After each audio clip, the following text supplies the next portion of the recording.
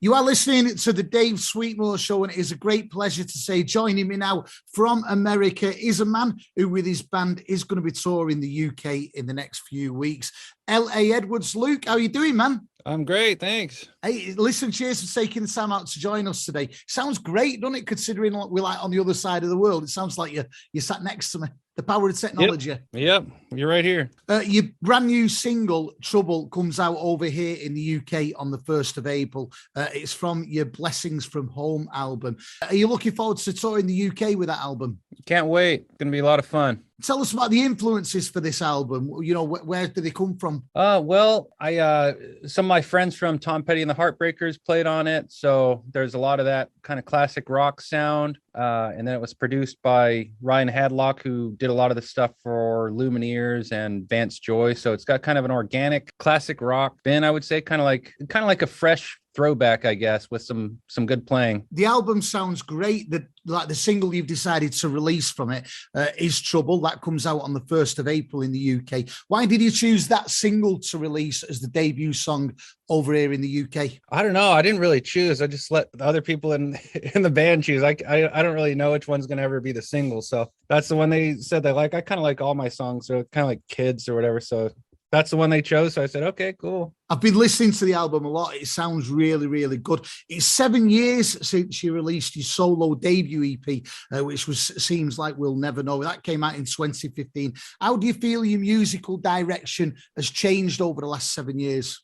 Well, we got kind of a steady list steady recruits in the band. So we started writing more for a band sound instead of just kind of a songwriting project. So a bigger sound, more band focused. As we've started playing bigger rooms, we kind of started writing for the bigger rooms. So bigger songs, bigger sound, more guitars. It's sounding really, really good. It's sounding great.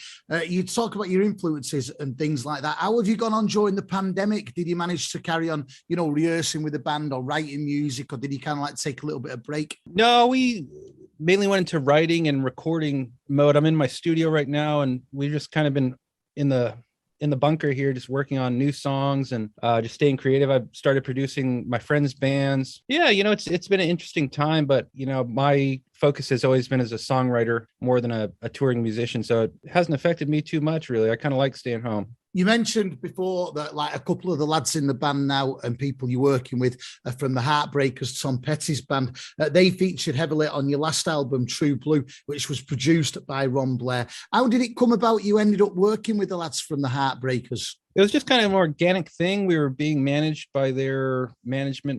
My brother Jay and I went in our last band, and Ron lived in the same town as us, and he just kind of gave us the keys to his studio, and he said, "Here you go, boys, have at it."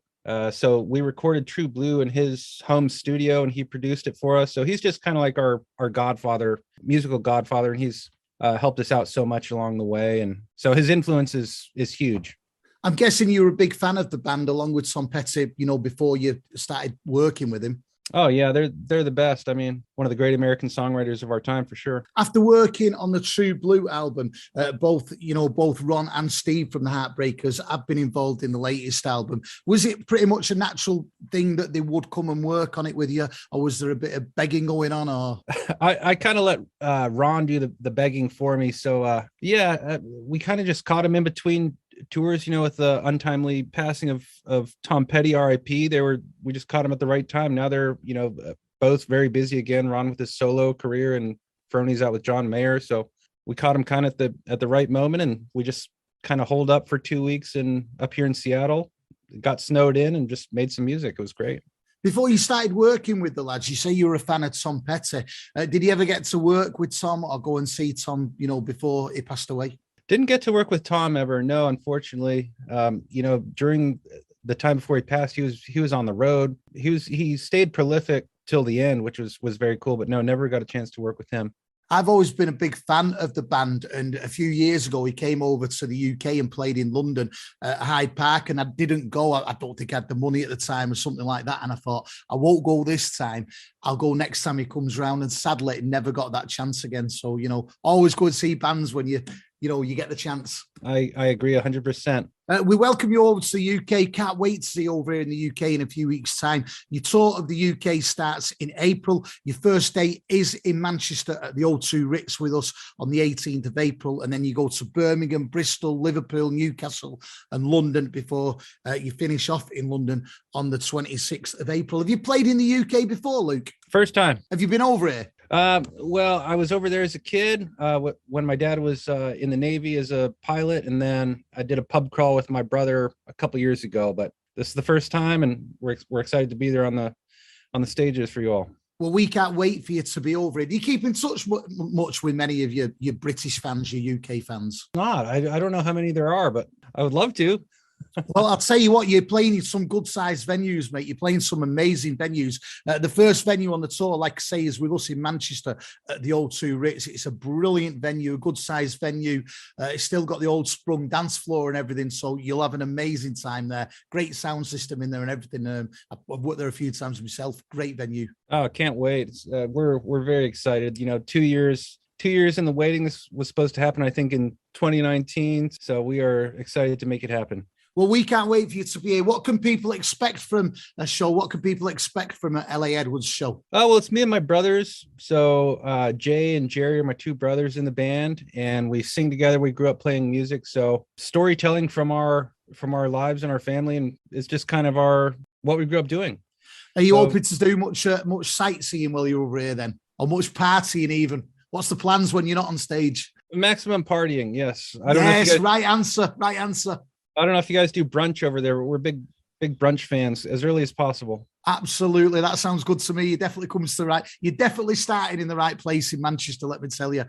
So you've got obviously all this exciting stuff going on. You're coming over to the UK. Once you've done this tour of the UK, that finishes on the 26th of April. What happens then? Is it back to the studio? Are you doing any dates? I know you've got a date in America in May, but are you touring over there or? Yeah. I mean, this tour is kind of like our first run since pre-pandemic. So, it's a bigger run for us, and it's overseas for the first time. So it's kind of off with a bang. After that, we're into festival season over here in the States. And then we have some more picking up some other tours that were canceled here in the States in the fall. So just back to the grind, hopefully. It must feel good to just be back out there playing again, writing, making music, and obviously playing live for the fans as well. It must feel good after such a big break. Well, I guess so. I haven't played a show in about 2 years, but it does feel good to hang out with the band. That was the thing that I kind of missed the most, was playing with the band. When we're not rehearsing for for shows or in the studio live, like we've been doing a lot of flying in tracks, to record in the studio remote, because we all live kind of all over the country over here. So